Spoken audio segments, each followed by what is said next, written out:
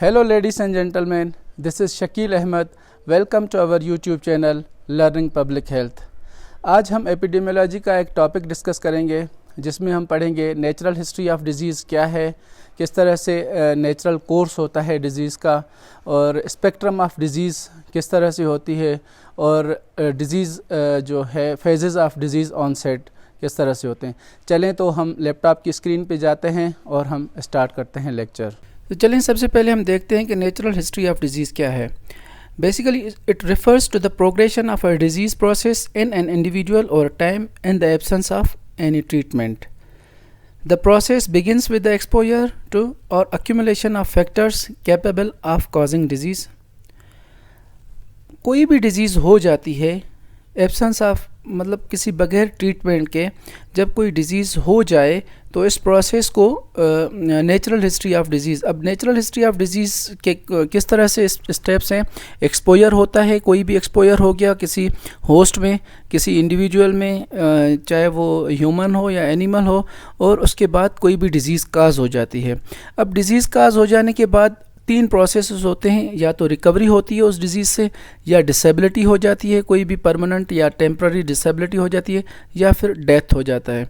अब ये पूरा प्रोसेस जहाँ से एक्सपोजर से लेकर डेथ तक, इसको ये नेचुरल हिस्ट्री ऑफ डिज़ीज़ बोलते हैं, जिसमें एक्सपोजर किसी भी होस्ट को इफ़ेक्ट करता है और वो डिज़ीज़ काज कर देता है।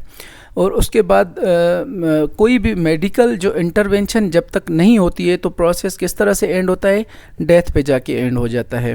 तो इसको बोलते हैं नेचुरल हिस्ट्री ऑफ डिज़ीज़। दूसरा क्या है, spectrum of disease. The term spectrum of a disease is a graphic representation of variations in the manifestation of a disease. Basically होता क्या है कि किसी भी एक डिज़ीज़ के मुख्तलिफ पहलू होते हैं कि वो कोई इनअपेरेंट मतलब असिम्प्टोमेटिक एरिया होता है उस डिज़ीज़ का, प्री सिम्प्टोमेटिक, फिर सिम्प्टोमेटिक, फिर सीवियरिटी उसकी देखी जाती है। तो कोई भी डिज़ीज़ हो उसके मुख्तलिफ स्पेक्ट्रम होते हैं। अब जैसे कि because of the clinical spectrum cases of illness diagnosed by the clinicians in the community often represent only the tip of the iceberg. जो क्लिनिशियन होते हैं वो ओवरऑल मतलब जो उनको नज़र आता है उस पर ही फोकस करते हैं और उसको बोलते हैं टिप ऑफ द आइसबर्ग। जो हम आगे जाके देखेंगे कि वो टिप ऑफ द आइसबर्ग क्या है, वो मॉडल होता है। इसमें जो स्पेक्ट्रम ऑफ डिज़ीज़ की एग्जांपल दी गई है, जैसे कि HIV इन्फेक्शन हो जाता है उसको, उसके बहुत ज़्यादा क्लिनिकल स्पेक्ट्रम होते हैं। जैसे इनअपेरेंट स्पेक्ट्रम होता है, सीवियर स्पेक्ट्रम होता है, फल्मिनेटिंग स्पेक्ट्रम होता है डिज़ीज़ का। तो वो कोई भी पेशेंट किस लेवल पे है तो उसको उस लेवल के हिसाब से उसको ट्रीटमेंट दिया जाता है, और उस डिज़ीज़ को उस डिज़ीज़ के जितने भी पहलू होते हैं उनको स्पेक्ट्रम ऑफ डिज़ीज़ बोला जाता है। अब इसमें दूसरा क्या है, iceberg phenomena of disease. Iceberg phenomena of disease का कॉन्सेप्ट क्या है कि कोई भी डिज़ीज़ है तो उसके दो पार्ट्स होते हैं, दो पहलू होते हैं। एक जो है ज़ाहिरी नज़र आता है हमें आइसबर्ग, जो सरफेस से ऊपर होता है, जिसको क्लिनिकल डिज़ीज़ बोलते हैं।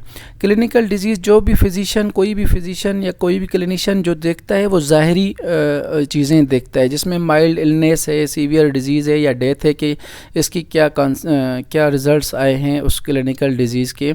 और दूसरा होता है सबमर्ज्ड पार्ट। सबमर्ज्ड पार्ट को सब क्लिनिकल डिज़ीज़ बोलते हैं, और उसमें एपिडेमियोलॉजिस्ट मोस्टली वो रिसर्च करते हैं थ्रू स्क्रीनिंग या डायग्नोसिस के थ्रू, उसके मुख्तलिफ फेजेस देखते हैं उस डिज़ीज़ के, किसी भी डिज़ीज़ के। तो सब क्लिनिकल डिज़ीज़ के मुख्तलिफ पार्ट्स कौन से होते हैं कि कैरियर्स, कुछ लोग कैरियर्स होते हैं, उनमें डिज़ीज़ होती नहीं है लेकिन वो कैरियर्स होते हैं किसी भी डिज़ीज़ के।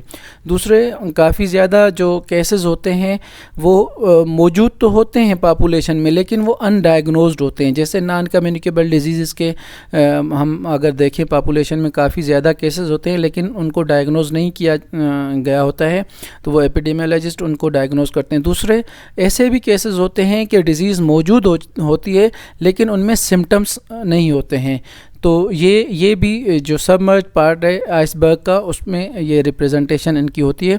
तो और आखिर में क्या होता है, लेटेंट फेज कौन सा होता है कि डिजीज़ भी हो गई है और उसके जो क्लिनिकल साइंस और सिम्टम्स भी नज़र आ चुके होते हैं। तो ये एक आइसबर्ग फिनोमेना ऑफ जो डिज़ीज़ है वो बेसिकली रिप्रेजेंट करता है कि हम जो डिज़ीज़ कोई भी होती है उसके दोनों पहलुओं पे गौर करना चाहिए, जो एक ज़ाहरी है और दूसरा जो सबमर्ज्ड पार्ट होता है आइसबर्ग का, उसमें हमें देखना चाहिए कि एपिडेमियोलॉजिस्ट मोस्टली या स्क्रीन करते हैं या जो भी प्रोसेसेस रिसर्च करके वो हमें बताते हैं कि इसका ये साइंस एंड सिम्टम्स मौजूद हैं। लास्ट में हम देखेंगे कि फेजेस ऑफ डिज़ीज़ ऑनसेट कौन से होते हैं। अब फेजेस ऑफ डिज़ीज़ कौन से हैं, प्री पैथोजेनेसिस फेज़ होता है और पैथोजेनेसिस फेज़ होता है। प्री पैथोजेनेसिस फेज़ में क्या होता है कि disease agent has not yet entered man but the factors which favour its interaction with the human host are already existing in the environment.